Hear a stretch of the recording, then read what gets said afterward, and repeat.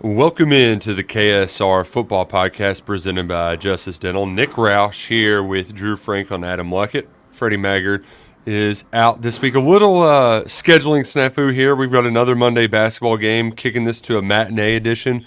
But we have to discuss Kentucky's bad loss to South Carolina and the upcoming rivalry game with Louisville. Drew, you were not with us on our road trip from hell, but we do have to discuss our road trip from hell because I think our trip wasn't even as bad as Ryan's. Everybody just went to Columbia and it was a disaster, an absolute disaster. Yeah, just not a fun week for me specifically. Joe Burrow gets hurt, so that just ruins my December and January. Baker, my son, gets sick Thursday night. He's puking all over himself. So that wasn't a good. So the weekend even sucked before I even got to the weekend. And then we get in the car, go to Columbia. A Jeep starts barreling down at us. I thought I was going to have to put a hurting on the Jeep's front end. But luckily, it only clips us. And then after that, things still continue to unravel. Even on Friday night, Roush, when we went out to dinner, the service was terrible. It was just an awful weekend. And then Saturday happens, and I typically have the approach of never overreact or underreact in a college football season because this season is a roller coaster in a lot of ways. The truth is always somewhere in the middle to me, but that result was, damning to me. That was how Kentucky, specifically offensively, went down there and played.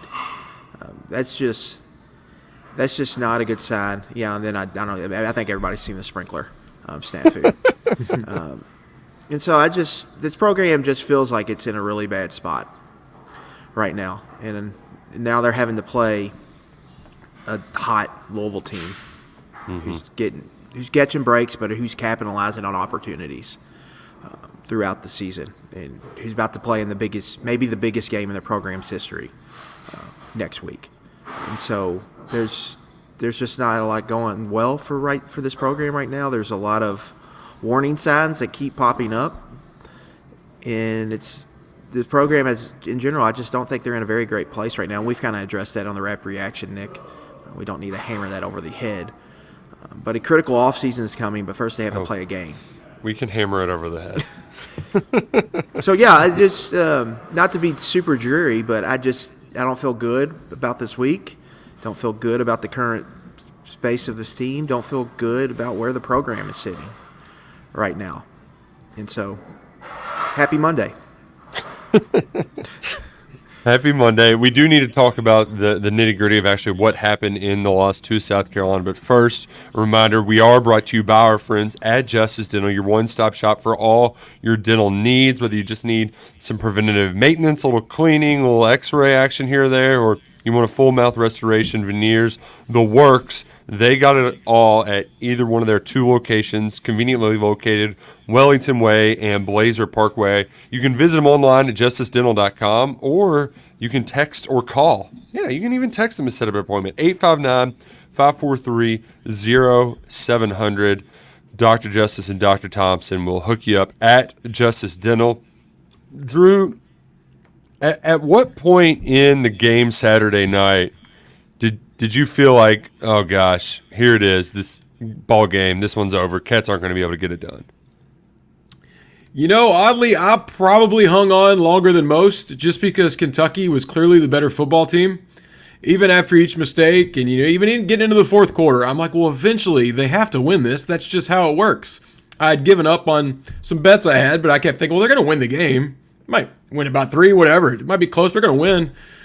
But then when South Carolina actually went up, I didn't think they'd score again, really. I thought at that moment we were kind of doomed. Really, I'll go back. My confidence really took a hit when I saw that crowd. So let me rephrase that. I still thought Kentucky would pull it off in the end, but I went in thinking Kentucky would kick their ass. And I thought the crowd kind of hurt them in the beginning and then eventually would get right. And then in the fourth quarter, I started realizing, oh, wait, Kentucky's not going to win this at all. So I think I hung on a little longer than most, but I'm still in shock that they looked like that much better of a football team, and the score was 17-14, Kentucky having 14 points. The part of the game for me, I got a bad feeling when they couldn't get that dagger score, because for a lot of it, it felt like if you just got a touchdown to start the third quarter, or if you don't throw the interception in the end zone, or Dane doesn't fumble the ball right before half, I feel like Kentucky was ready to put a dagger in them, go up 2 scores, and that would end the game. But even after Leggett caught his second touchdown, I had our kind of post-game post, I had it written out, and I just, here's where the final drive started to go down and win the game. I had it written out. I was just going to fill in the details of how they went down and won it. And then the first play, Leary gets stripped from behind. I mean, you had the ball in the 50 with 2 minutes and 2 timeouts. Just even if you just got 20 yards, I had confidence in Alex Rayner to go kick it and send us into overtime. I even looked at Luckett. Ryan shared his prediction before the game that Dane Key would catch the winning touchdown in overtime, and I was like, that SOB is going to get it right. Well, you can't do that when you get strip sacked on a 3-man rush. And Luckett, he held that ball up there for 5 seconds. I mean, he had all the time in the world. Throw the damn football.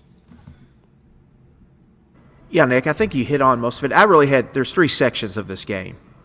Really 4 if you want to count South Carolina start, but really 3 that really matter. 10-7, Kentucky has 2 possessions. They cross South Carolina's 40 each time. Can't even get a field goal kick attempted to tie the game. You have the interception in the red zone with Leary. But really before that kind of sharing pass, like, I don't think that's a bad call, but it's probably when Cohen wants back. You cannot have a fumble there. Now, you end up converting that first down, but that kind of felt like you kind of got off script a little bit, and then Ramon Jefferson falls on the first down run after you hit Berrien for a first down to get a red zone possession, and Leary makes a bad read and a bad throw. And then Dane Key makes a huge catch. It's going to set you up to at least get a field goal attempt. You fumble there. So you miss that opportunity, and then you have a chance in a slugfest game. You've got 2 opportunities with the ball up 14-10, and you can't go score. One of those possessions, you're backed up. The other one, you can't get out. You just can't get anything started. And then the next one, to me, Nick, was really the midfield. Like, you get the ball at midfield, right? You punt it. Your defense sets you up. You get it back. You got to go win that game. At least you got to get the 20 yards to go attempt a field goal there, and you get sacked. You have against an 8-man pressure, or excuse me, at least against an 8-man coverage, only a 3-man rush. Leary just kind of sits there all game. There's one time where I thought the pass protection really suffered, so that was unfortunate. So there was multiple chances. I don't know if there was ever a smoking gun that I ever thought Kentucky was going to lose, but there was, again, in these games, multiple opportunities arose where Kentucky could have went and won the game. There was about 3 or 4 of them, and they swung and missed on all of those. And that just keeps happening this year. This team does not know how to go and win games. I mean, it's plain as day. It's happened repeatedly throughout the season, and it happened again Saturday night against South Carolina, and it'll probably happen again Saturday against Louisville if they don't get their doors blown up. They'll probably be in the game in the 3rd and 4th quarter. Louisville will make the plays, and they won't. And that'll be the recap of this season. The problem that I have, Drew, can this team just, start a game and when the game starts? I know that it was a very cool pregame intro. The light show, the sandstorm, it was a lot of fun, but can you not just start the game down 2 scores? I mean, how many times has that happened this year? You have to be awake when the football game starts. Oh, there you go. Oh, still muted. Oh, no. Good? Oh, no. Yep, no, you're good. There Sorry, you are. we're on fire day. Sounds like Luckett's at a construction site. I'm sick over here. I did just pass a COVID test, everyone, so we're good there. Okay, there we go. Just like 2 minutes ago. I'm good. But the starts. If it wasn't 3 and out, it was close to it, and then an immediate touchdown from South Carolina. It's not even like they had a little thing going on that first drive. I think they might have had 1 first down, but then South Carolina turns around, scores, and it's 10-0 on their first two possessions.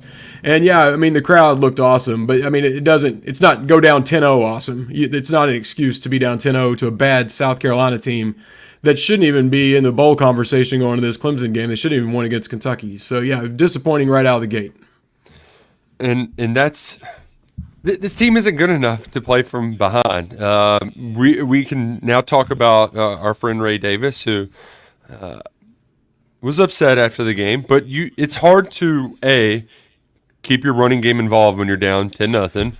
B, people talk about how great Ray Davis is, and that was an outstanding touchdown run, but he was pretty bad the rest of the game. The other 11 carries he had, he was averaging less than 3 yards per carry. He's been bad the last month. He's not seeing things very well at all. He's your best player, and he's been kind of taken out of the equation the last month of the year, Luckett. And to your point that you wrote about in today's Monday Huddle, it's like, what is this offense? What is this team? What is their identity? Because they can't really do anything well right now. Yeah, I think we have to go back to why Liam Cohen was hired in the first place. He was hired, one, to fix recruiting, fix QB recruiting, fix that situation, upgrade the passing game, and to score points in these SEC games that are very winnable that they lose all the time. A&M in 2018, you lose 20-14 in overtime. Last year against Ole Miss, you lose 22-19. The list goes on and on. About 2018, the offense just totally craps out against Tennessee, and that was the main reason they lost that game, just because they couldn't score. So really, he was hired to score points and win games. And so that was a situation where, in a year where the defense is labored, right? Defense plays well enough to win. Which we kind of expected, too, going into the season. Defense plays well enough to win. You hold South Carolina, a good South Carolina offense, not a great offense, a really good South Carolina passing game. You hold them to 17 points. You got to, against a bad South Carolina defense, you got to go score points and win the game. And then against a not great Mississippi State defense, this offense only scored 17 points. Yeah. We can talk a lot, and I know a big talking point is Brad White and soft zone defenses and giving up too much, yada, yada, yada. And they've been got a little bit this year, and that is all true. But at the end of the day, you got to score more points than this program is scoring. You got to go and score. In a game like that, you have to go score points. This is the name of the game. And that's the most disappointing part about that game. And it keeps happening. I'm not saying it's all, on Cohen. This is kind of a program issue. Yeah. This has been a long time that they just haven't figured it out on offense. And that's really, really frustrating for them. That they haven't figured it out. This year, Nick and Drew, they invested a lot to fix this offense. A lot of available resources. NIL money to go out and get a Devin Leary. NIL money to keep a Barry Brown and a Dane Key on the roster. They went out and got offensive line transfers. Marcus Cox, who's been a solid SEC left tackle. They fixed the offensive line we all thought was the biggest issue. Went out and got a running back who's going to run for 1,000 yards. Has, 17 touchdowns this year? Mm-hmm. So they've done a lot to try to fix and find answers, and they're not producing. And so they're going to have to go back to the drawing board, whether it's player talent, evaluation, development, or scheme or whatever. They have to kind of figure it out. They cannot get in a situation like that. What happened on Saturday, where they cannot win a game because the offense can only score 14 points against a defense that has been one of the worst in the SEC. And why does a 3-3-5 keep giving this team problems? It's been the thing with Mississippi State. South Carolina's been running a 3-3-5 for 2 weeks, and they can't figure it out. Why? They can't just be you got to figure it out. And so just a lot of frustration, I think, with the offense. And in a year where the defense is struggling, defense played well enough to win a football game on the road. You got to go score. You can't go turn the ball over 3 times in 11 possessions. And 3 of those turnovers happen at midfield or better, in plus territory. Just can't happen. What's the saying? The whole does not equal the sum of its parts. Mm-hmm. That's been identity. What is their? When they had Eddie Grant, I knew what their go-to thing was. All right, boys, we're getting in spread formations. We're running inside zone. It was the final drive against Vanderbilt in 2018. Just give it to Benny. Yeah, when in doubt, let him run it 90 yards the other way. Yeah, you hire Cohen to kind of run the McVay Shanahan offense, which is wide zone, play action, Can't really run wide zone. Haven't ever been able to run it in the 3 years they've kind of had this offense. And so what is it? Like, who are your best players? Who are you force-feeding? In the past, all right, 24, save us, which he kind of did against Vanderbilt last year. You remember the 75-yard touchdown in the second half or fourth quarter when it looked dire, and then the defense just couldn't get a stop. This year, they don't have a go-to guy. They're trying. Looks like to me they want it to be Barion Brown, and it just hasn't happened yet, and they have reluctance to maybe give it to Ray Davis, but I can't blame them because, Nick, like you mentioned, he just hasn't the results haven't been there for a month stretch now. And, you paid David Leary to go out and win you a game. He hasn't won you a game yet. You could argue he lost you the game Saturday.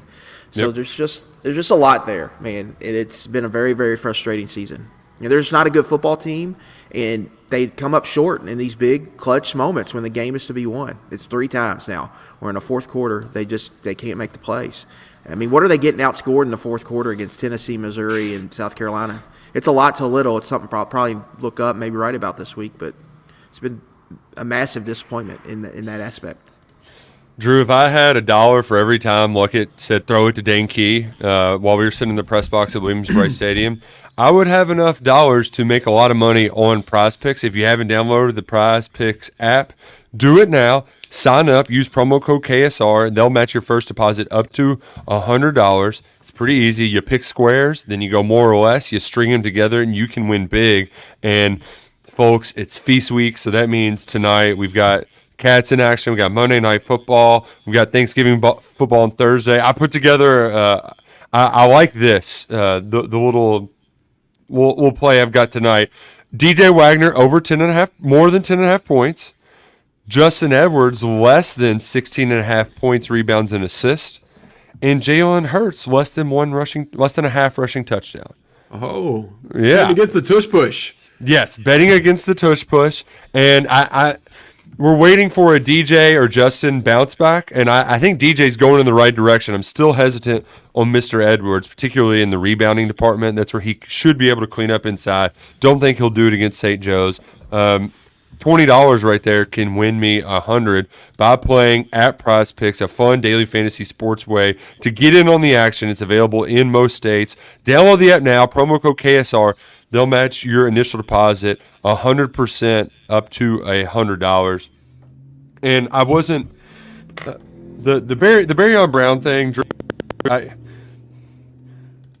mean, he was there was multiple times where Kentucky has guys pass the defense, and either Leary gets the ball tipped and he can't get it to him, or Barion just can't go catch the pass. And I'm wondering, I mean, does he not catch them in practice? Does he not? You can't just keep doing this in the games if they don't work in practice, right? I don't understand how they have these opportunities and he just can't make those plays. Of all the things that's gone wrong with Kentucky football this year, the thing that has me most puzzled is how Barion Brown is just not good at football this year. Is not even close to what he was last year.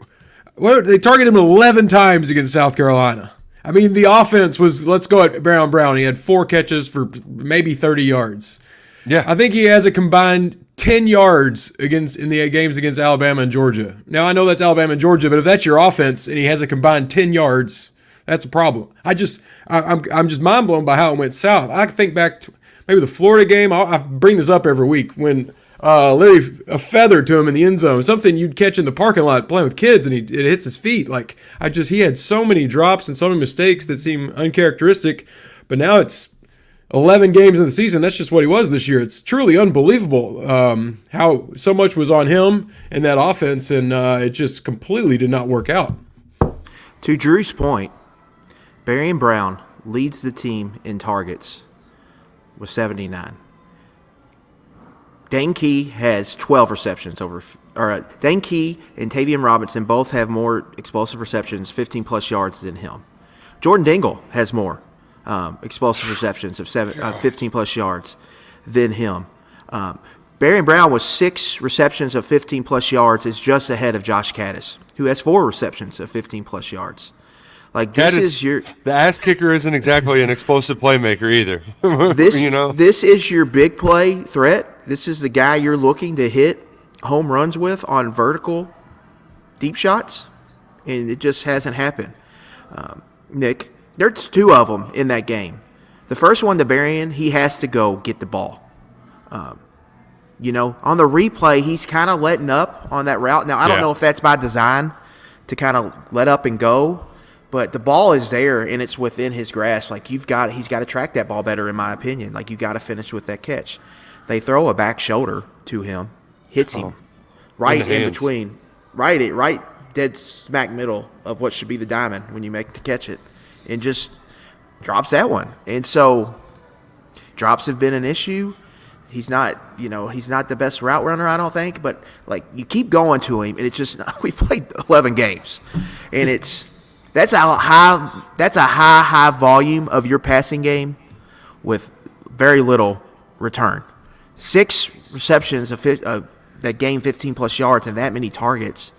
It's damning. It's not like he's just it's not dump offs that you're throwing to him. There are some, but they're looking to get him the ball down the field a lot, and it's just not worked all season, and it's really frustrating. Leary has missed on some throws too. It's not just Berrien, but like your guys, you got to make some plays, man. With everything it took to get him to come back, like I said, he built the offense around him, went out and got the quarterback that you think he needed. If you had told me before the year that he would have 3 touchdowns right now, I would not believe that. I would think that's crazy. That is absolutely crazy that Berrien Brown would have 3 touchdowns. But that's just how bad that offense is being. I keep bringing up him. It's a collective unit. Yeah. It's just he's been the most surprising to me because I put so much stock into him going into the year. Well, the guy who's throwing it to him just keeps having SEC performances at 50% completion percentage. I mean, what do you? Accuracy was his whole thing. Is it because he's short? Why are they getting batted down? I'm not smart enough to know, but his passes are getting batted down way too much. I know that much. Stoops' line was essentially he's not trusting it. I think when in doubt, he tries to muscle his way through it. And, I mean, you saw Will do that at times last year. But now it's Josh Caddis, right? The dude's standing in the end zone.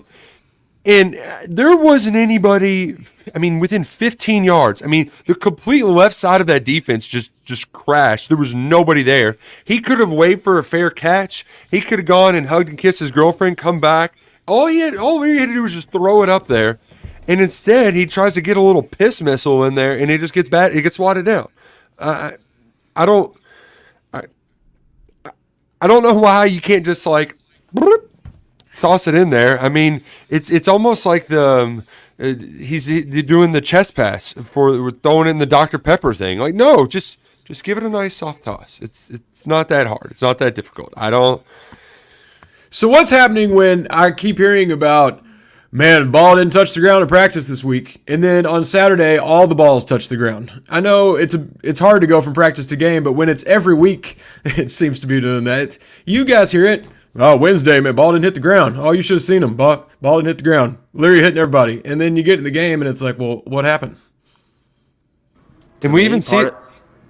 We saw it that one pass to Tavion in the first touchdown of the year, right, where he put it in beautifully. He had a nice touch and arc on it. So he's done it in games like it, but now that confidence is just completely eroded. To me, Drew, like, why are they just getting smacked in the fourth quarter of these games? When the chips are on the line, they just can't execute. So whose fault is that? Is it the player's fault? Is it the coach's fault? I think that's hard to figure out, but I think there's some deserved criticism for both sides on that. Why can't they figure it out? To your point about Leary, like it's when you have a quarterback as short as him, that's going to be an issue. Batted passes. Like you're going to have a couple. There's just not much you can do about it, but it shouldn't be the volume we're seeing. I think offensive line-wise, they're probably not staying locked on as they should. And defenses know that, so a lot of times they're not even trying to rush the passer, just get your hands up, because if you get in his lane, you've got a really good chance to knock it down. And I think a part of it is on Leary, like Nick and Drew, your how you release the ball needs to change. Like the Caddis pass, Nick, like you just got to loft that up in the air. Yeah, you can't get that batted down. He's wide open. Like you said, a rainbow would have got to him there. And so, it could have been the rookie in the year pitch. When he throws it, Rosenhausen throws it up 30 feet in the air and he can't hit it. I mean, do that. Anything. Yeah. So a lot of frustration. Let's that. get to the fourth quarter stuff though, Lucky, because Stoops used the word resolve again today. He's used it a couple of times this year. He clearly made that his mission statement going into the season, that this team would have a little bit of guts, a little bit of intestinal fortitude when the going got tough, and they've done the exact opposite. I think that's why he was so upset after the game, is because he wanted to make that this team's mission statement, and they just haven't done it. I have my theory, and a lot of it just comes down to the leadership of this team, the makeup of this team. You have to go back to the 2019-2020 recruiting classes where the guys in that class, a lot of them have turned out to be fine players, but they aren't the guys that were keeping that locker room together during the peak Mark Stoops run, where if things were going wrong, nobody messed with Benny Snell, right? Drake Jackson. Those guys were tone setters. Those guys it was a player-led team. You had leaders on both sides of the ball. Even going back to 2021, DeAndre Squared, he played a ton of football for you on defense. On the offensive side of the football, nobody questioned. I mean, Wan'Dale Robinson was a transfer, and they've got a lot of transfers on this team. But the guy who replaced Wan'Dale, he quit on the team last year. Wan'Dale, he was the dude who was working harder than anybody out there, right? Will Levis, for all of his faults, nobody could question what he was putting in for that team. And I just think there's really been a vacuum there where the guys who got recruited as high schoolers, maybe they aren't your best players where they can be those vocal leaders, right? And then your transfers, I mean, one of those guys you expect to be a leader is tweeting after the game how he's not a bell cow. I think the leadership vacuum is really rearing its ugly head in those fourth quarter moments like it. Yeah, I definitely think you have a point on that. 2019, Nick, was just a massive miss of a class. And it is what it is. We don't have to kind of revisit it. I think you've had a situation where seniors on this team haven't played like they needed them to play. And so when your expected leaders aren't playing well, it's probably hard to have leadership. Yeah. Horsey's played, 5 games this year? Right. And then I think you look in J.J. Weaver just hasn't had a good season, right? Mm-hmm. I think you look at the offense, just a lot of transfers on this team. Marcus Cox at left tackle, Devin Leary at quarterback, Ray Davis at tailback. It's 3 of your most important players, and they all weren't on your roster last year. And those are 3 kind of leadership positions, let alone that. And then even at center, you've had to make a change mid-season. Right, you had to go. Eli Cox wanted him to play guard. It couldn't happen. You had to go shift him back to center. And then I think in a lot of ways, this offense was built around Dane Key and Barry and Brown. I think Dane Key's played through his slump, and now we're seeing him break out of that.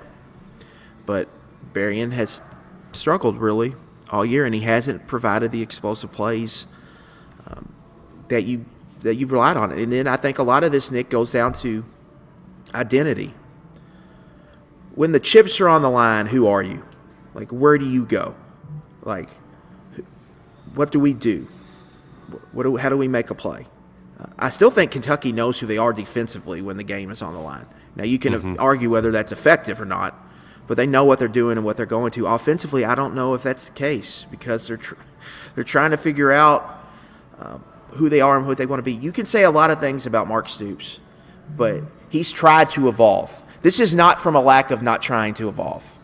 Like, they've tried to go from this run-heavy operation, a system that couldn't recruit receivers and quarterbacks, and they've shifted to what they are now, and now they're recruiting receivers and quarterbacks. But they have to figure out how to go win games doing that and what it looks like. And I think you're seeing some of the unhappiness in that offensive meeting room start to leak out. I mean, every Mark Stoops press conference, he refuses to say anything good about the offensive line. Yeah. Just refuses. I think we know where that's headed, right? Yeah. It seems like they're probably going to make a staffing change there. But now I think you're seeing guys like Ray Davis tweets out after the game. He's unhappy with maybe how he's being used. We saw Dane Key's dad and brother tweet out Saturday, unhappy. I can't say I disagree with him on that. Like he's the best receiver. I don't understand why when the game's on the line why they weren't looking. I mean, I know it's more complicated than that, but you got to get him the football, in my opinion, in some of these big spots. And they didn't. Even the fourth down at the end, he was throwing to a covered Tavian Robinson. Devin Leary was. And so I understand the frustration there, but that's not good. And it feels like they're losing the locker room 2 years in a row, Nick. I mean, Mark Stoops kind of admitted that what happened, he's not going to let happen again. And to me, that was people splintering in that locker room. And it feels like that's happening again on the offensive side of the ball. And I go back to this, too. The Missouri game, the defense had to run over to the offense like during that game and try to like give them a pep talk, like in the fourth quarter. Like that was kind of a sign. Like something's going on over there in that offensive room. It seems like. And Saturday was a very bad sign because that is a defense they should have went and had a good day against, and they didn't for whatever reason. And so, I mean, a critical December coming up with how they handle this roster management. It's specifically, I think, on the offensive side of the football because I think defensively, they're still going to have pieces and they're still recruiting well. Right. And, I mean, I know he's not a popular man right now, but I'm still willing to bet Brad White's going to figure it out and they're going to adjust and they'll get back to playing good defense here. But I do worry about the offense because what is their identity? Who do they want to be? And how do you cultivate the leadership and all of that out of that? Now, the quarterback talent is better, and I do think Cohen is going to go find him another good transfer quarterback. He's proven that that talent accumulation, he can check that box here. But you got to go out and you got to go, be able to score points against the South Carolina team like that. And it's just concerning that it seems like 2 years in a row that they're losing the locker room, and that's not a good sign. Drew, let's we're going to look past Louisville for right now because, I mean, it's the Governor's Cup. Kentucky wins it. It's a day that ends in Y. We can discuss it more. But how would you try to find a silver lining for this offseason? Like, what is let's try to fast forward to April and, like, what are we selling as, like, they can do this. They can do this well in 2024 that should have some folks maybe optimistic. I know a lot's going to change between now and then, but where can you find any sort of positive? I'm very flattered you think I would have that answer because I think it's a big problem UK football has to address. I really don't know, and I don't think they know. I don't think anyone knows. I mean, we can assume there will be some significant departures. Obviously, you're going to have a new quarterback, new running back. I think you just have to clean up in the portal, but that's what they did last year, and we all bought in and got excited. I was convinced this offense was going to score 35 points a game. I mean, I was told Leary's the number one transfer quarterback. Ray Davis, I know what he's capable of. Saw some of that. Saw what the receivers did last year. Again, I'm in shock it didn't work. So they do have to go to the portal, but even if they clean house, it's going to be hard to sell that. Like, hey, look at these shiny new toys we got, because we're all going to be like, well, the toys last year were pretty broken. So I don't know what they do. Like Luck was alluding to, there will be staff changes. But as far as getting optimism back, that is a big problem that I don't know how they're going to solve that next year. Especially the schedule's harder. If anything, next year is going to be more exciting to not go to Lexington. Ole Miss and Austin are like the two selling points next season. Getting away from Kroger Field is probably the two most exciting things on the schedule, unless they can do some serious, get some serious acquisitions to get people excited for next year. To me, Nick, it's almost like just don't say anything off season because there's nothing you can say. People are going to be PO'd regardless, and you can't really blame them. There's nothing you can really say. But I think it's very important this year that they are very selective in the transfer market. Yeah. And get guys that that are going to fit their locker room and are going to fit schematically what they want to do. We can't get caught up in the transfer portal rankings. I think there was, it's easy to do, right? We see what Leary accomplished. You see what Davis accomplished. They're not taking any away from those guys or whatever. But it's going to be very important that they get guys that fit and they get guys that contribute and play. Mm-hmm. You can't. You're going to hear me say this 100 times over the next month. You cannot afford to get transfers that are not going to play on the team because then they're just sitting there sucking up a scholarship. Like they have to be. You're better off getting guys from high school and developing them that way than getting transfers and that aren't going to play. You get transfers, they need to play and they need to produce on your team almost immediately. And I think there was a thought last year, like if we lose a transfer and need to replace him with a portal guy, I don't think we'll hear them that'll be the case this year. If they lose a transfer, they're going to want to replace him with a high school guy and kind of get back to their old school kind of development in that regard. Which is kind of, when John Calipari was at a similar crossroads, he just went back to what worked well, right? Which was recruiting like gangbusters out of the high school ranks. And you're seeing him take a lot of guys this year. This is going to be a good class, particularly defensively, where I am going to end up getting into this season pretty optimistic as long as they can find somebody that's a dude back there at safety. Because I think J.Q. Hardaway is going to end up being a pretty good cornerback when it's all said and done. I just think that just needs some time to develop. But most importantly, Deion Walker is on the flip side of the bad tweets, that was a good tweet. The grass isn't always greener. I think when you saw that, your response in the car was they need some more Detroit guys. Deion Walker is very much a Mark Stoops football player. Like he has that sort of the way he carries himself is very much like some of the OG guys that really led the way here. And Harrison too. Yeah, like they got some like dog, where they're just not gonna. They don't take no stuff from people, and so I think that defense will have the sort of resolve, the kind of grit that you're looking for, and then but to get back to where this all started, offensively, you don't know. I think part of how you fix it is you get Cohen back on the field, you get him around the players, because I seeing your general at the front of the cavalry charge, I think plays a significant role, right? Your offensive line, that you might think those guys aren't very good, but you're going to get a lot of them back at least. I don't know. I got to stop myself. I know Stoops wants them to play better, but they're improved. And that group is playing hard with effort. And there was times last year where I questioned the fight of that group, just like when Leary got hit. I don't question Dylan Ray's fight. Like, you can think what you are as a player, but that dude scraps. And they need more of that. Eli Cox scraps. Marcus Cox scraps. Jeremy Flax has shown resolve this year. So Kobe Keenum scraps from what I've seen from him in the past. So I think they're getting more of the kind of the guys that check kind of Kentucky offensive lineman boxes, which are, like Logan Stenberg mentality, to put it in the simplest form. Drake Jackson mentality. Playing with an edge. Will fight your ass. But so I think they're getting back to where they need to get there.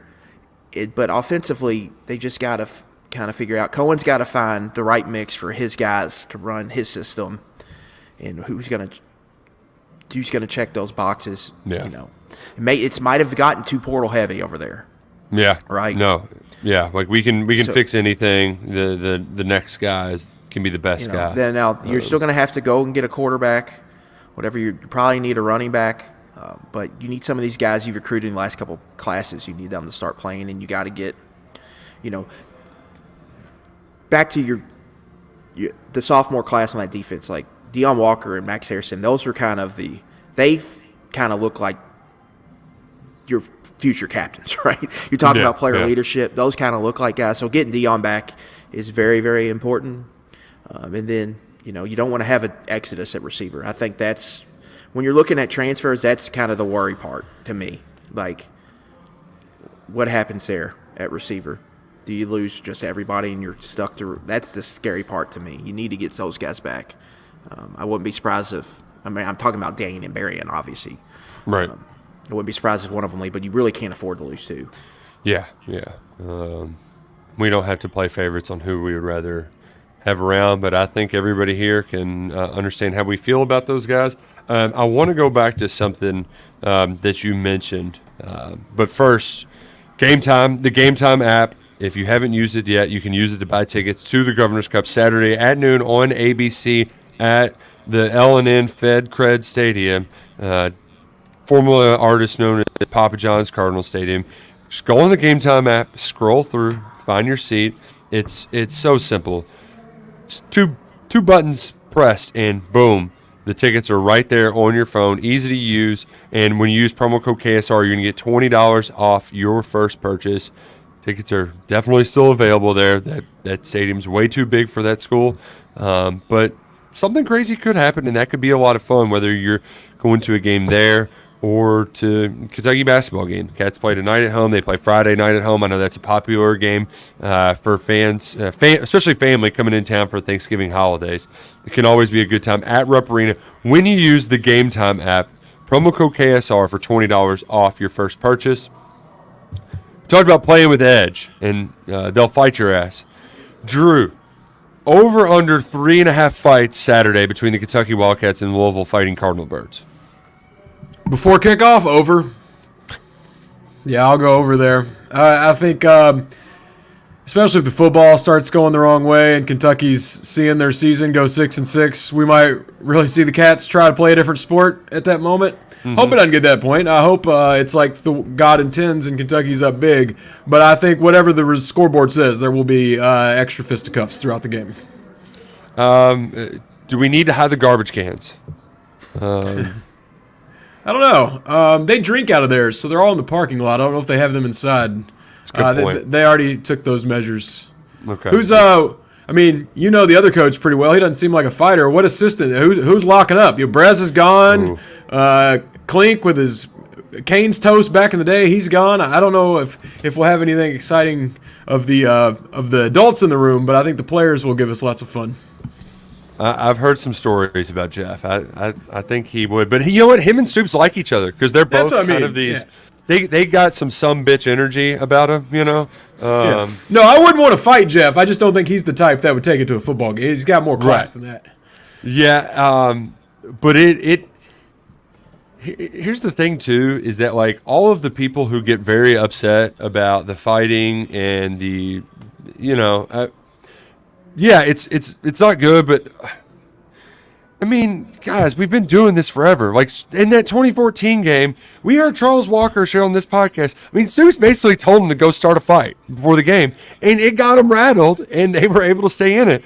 I don't know if Kentucky will have that same energy where they're just going out and starting the fights right away, but I think you need to have some of that as long as it's not fake, just hold me back. You know, I worry about the fake tough guy kind of energy that we've been getting from this team. You don't want fake tough guy, and you don't want actual assault. But I'd much rather have my team fighting than kind of rolling out of bed and going down 10-0 and not having energy out of the gate. I'd rather be worrying about them going too far and being too aggressive than not bringing enough. Yeah, I have no idea where this team's mind's at, right? I think Mark Stoops said today we're going to have to work hard this week to get them ready to play or ready to bounce back. I don't want to like misquote him, but I don't want to get the context wrong there. But I don't know where this team's mind is at, and that's what's tricky about this game. The most trickiest part to me, Kentucky's had the mental edge for a while here in this matchup. And I just don't think they're going to have it this year because where are they at? And then where Louisville is at. They made it pretty. I think that's gone now to me, and that's concerning. And they've made it pretty clear too over there. I mean, Jeff's been talking about it since he got the job about how important it is to beat Kentucky. And today, their running backs coach, male guy Chris Barclay, he's like, "This is our Super Bowl." You know, a lot of they didn't say that the rest of the season means nothing if we don't win this game, but that's definitely the belief over there. Now, can they put it too much on a pedestal and do the whole Rick Pitino thing? There's a chance that is possible. But what you can't do is you can't go and just let them score 14 points in the blink of an eye, right? You can't let the South Carolina game happen. You can't let the Alabama thing happen where it's just bang, bang, bang. You look up and the scoreboard's already lopsided. Now, if you do that on the other side, though, I think the guys who have seen them in that locker room that have seen Kentucky kick their ass year after year after year, I think some doubt might creep into their minds if Kentucky can go out and punch them in the face early. It's just that what has this team shown us as of late that they can go do that? Right. That's my point. I do think, like, in that there'll be some nervous energy in that stadium if that thing starts getting into the third quarter and it's a close game, right? Mm-hmm. But what makes us think that Kentucky could take advantage even if that opportunity presents itself, I think is part of the problem here. I think it's a really big week for this offense. Louisville's got a good defense, and the huge line of scrimmage advantage Kentucky had is no longer the case in this contest. Louisville's defensive line is going to give Kentucky's offensive line some problems with just how they play stylistically, and Ashton Galati is a pro at defensive end who's wreaked havoc all season. And so offensively, can you take advantage of that? And like what Miami's shown, if you can get out on the perimeter and you can be a little explosive, you can go and get chunk plays against this defense. But you got to go do it. You got to win some one-on-ones. You got to bounce some runs. Can Kentucky do it? I just, we'll have to see. But after last week, like, that was embarrassing offensively. To me, really the first time all season where I thought it was an embarrassing offensive performance. So how do they bounce back from that is what I'll be interested to see, because everything from, I think, the way they called it to how they acted, or not acted, how they executed, to the plan, to missing opportunities to land what Freddie would say the kill drive, right? Yeah. They didn't execute the kill drive, even though they had multiple opportunities, and even the defense even gave them 2 more chances late in the ball game, Nick and Drew, and they still couldn't finish it. And you saw it with Cohen, I think, after the game. He was pretty dejected about how they performed, and so they've got to find a way this week. Because if you go in and your defense holds this Louisville team to 20 points and you lose like 20-13, it's going to be bad, right? Well, if it's winnable, if the defense plays well and they hold Louisville under 24, you need to go win this game. And the defense is capable of doing it, because, Drew, the one thing I've learned about watching Jack Plummer over the years is if you let him pass it long enough, he's going to throw it to you. And Kentucky, they've shown a good ability to stop traditional runs, so the Cats, they can create some turnovers with Plummer in the passing game, but they almost feel like they need to, right? We need another Max Harrison pick 6 to be able to give this offense a leg up, because they have been so bad as of late.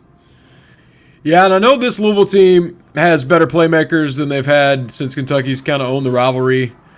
But in there a little this part where when you just see them line up, it's been such an obvious difference the last few years. I think Louisville came in with 7 wins each time. They're excited. And then Kentucky just whooped them both times. Louisville's improved, but there's still the chance of the SEC-ACC gap when they line up that we've seen the last 4 or 5 years. Yeah, because if you look at it, that they have upgraded their playmakers, but Jamari Thrash has got a hand injury. Jawar Jordan hasn't been healthy in a month. They've got a backup kicker in. Their kickers are rotating door. Like, there are some cracks there in the armor, and but to your point though, the one difference is that in the past Kentucky would just bully them at the line of scrimmage, and to Luckett's point, this defensive line for Louisville is pretty solid. They're gonna get some pressure after Leary. Yeah. And on their O-line, Nick, they've got like 4 super seniors. So they got like 4 25-year-olds playing on the offensive line. That has helped things. I mean, I was 22 when I was covering Brian Hudson's recruitment. I mean, and he's still playing college football. Right. And the guy they got playing at left tackle, Willie Tyler, is up there too. He's up there as a super senior. The other tackle, Eric Miller, I believe is his name. He's from Purdue. And he has been around for college football forever. But to the point about the matchup, what Louisville wants to do is run the football, the traditional running game. Mm-hmm. Kentucky stops that. Deion Walker and the crew. I think if they stop that and make Jack Plummer beat them with a banged-up Thrash, I mean, and if you're not Miami and you're just not leaving them tight ends wide open all game, running into each other. I think the defense, like this, Louisville is built like Florida and South Carolina more offensively. They're better at other things than those two are. But Kentucky was able to take the run away in both those games and make those quarterbacks beat them. I think Louisville's a better running offense than both those teams probably. But I don't think Plummer's as good as Mertz or as Rattler, right? And I don't know if Thrash is good, but I don't know. Is he better than Xavier Legette? No. Is he better than Ricky Pearsall? Maybe. But I don't know. But I think the defense is going to be able to get some stops and play good enough to win this game. Offensively, can Kentucky do it, right? Yeah. In Louisville, if the 3-and-outs start piling up, then where does Kentucky's confidence go in a game if that starts happening? Because we've seen them sputter out all year, and Louisville will get some 3-and-outs. And do you have confidence that Kentucky will be able to hit the explosive plays they'll probably need to win this game? I don't, and I think that's kind of where we're at entering this matchup. We're going to talk about it more on 11 personnel later this week, but I do need to finish by bringing up something that Nick brought up in the chat. We can't let Joey Gatewood beat us. I mean, come on. Joey Gatewood, that guy, I mean, I can't believe he's catching. I mean, Drew, why didn't he just do this 3 years ago and he would be an NFL tight end? Instead, he waited until now, and he's actually kind of good for them playing tight end, and it's something. Even though I knew he was on their roster, I just assumed he was on the end of the bench somewhere just trying to see how many universities he could play for. But I watched that Miami game. I saw at least 3 catches, maybe 4. Some for big yardage. I was like, this guy's actually playing. We have to run into Joey Gatewood next week. So like Nick said, that's a little element I wasn't even considering until I watched that Miami game that got a former Cat to worry about. Not worried about him too much, but that was an odd sighting watching him play for the U, catching passes wearing number 84 or whatever it is. We can't let Joey Gatewood have a Marvin Stone moment. We just can't. Come on. No. Enough.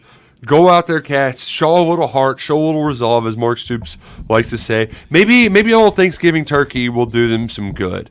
But we've obviously got a lot more time to discuss this. We appreciate you all joining us this week on the KSR Football Podcast. We'll be back with 11 personnel. If we don't see you again, though, have a happy Thanksgiving. Hopefully it's even happier when the Cats take on the Cards this Saturday, 12 noon on ABC at Cardinal Stadium. For Adam Luckett and Drew Franklin, I'm Nick Roush. Go Cats and go Crow Green.